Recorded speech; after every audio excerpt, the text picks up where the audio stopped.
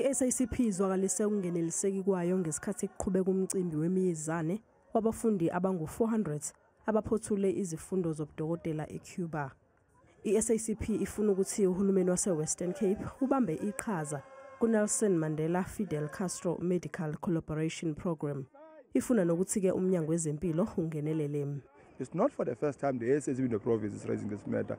We've been raising it for several times. Now we have started, we're not going to stop till our demands are met.